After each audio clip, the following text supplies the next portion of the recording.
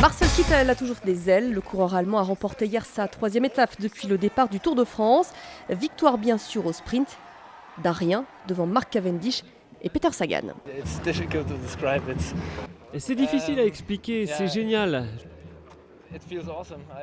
Je suis vraiment fier de ce que nous avons accompli avec mon équipe et du travail que mes coéquipiers ont fait. Et tous les gars ont été fantastiques durant cette étape, tous sans exception, c'est juste génial. Pas de changement en général, Froome reste en jaune, il attend avec impatience le Mont Ventoux dimanche. Avant cela, l'étape du jour, la 13e sera sans relief et devrait donc sourire une nouvelle fois aux sprinteurs.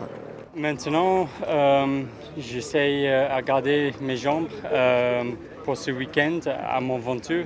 Ça sera la prochaine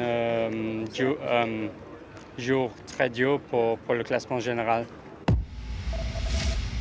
L'équipe de France féminine de football attaque son Euro en Suède. Premier match face à la Russie à 18h.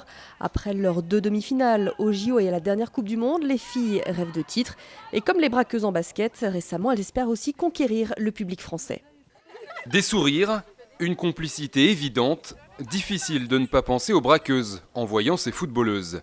Leurs homologues du basket, une source d'inspiration pour les joueuses françaises. Ce qu'elles ont fait, c'était vraiment exceptionnel et on a vu tout l'engouement des Français. Et j'espère vraiment qu'on va réussir, même si nous, c'est pas en France, que les gens s'intéressent à nous et qu'ils vont nous suivre et qu'on va leur apporter du bonheur comme elles ont pu faire. Les braqueuses n'ont perdu qu'en finale de l'Euro le mois dernier. Un parcours suivi de près par les footballeuses, certaines ont même fait le déplacement pour aller les voir jouer. J'avais l'impression de me retrouver un petit peu, de voir ce groupe vivre, tout comme nous on vit. Et j'étais quand même super fière de leur parcours et j'espère qu'on va s'en inspirer, du moins en grande partie, pour faire un résultat cet été, quoi. Un résultat, c'est une finale au minimum. Les joueuses de Bruno Bini pourraient alors avoir droit elles aussi à leur surnom.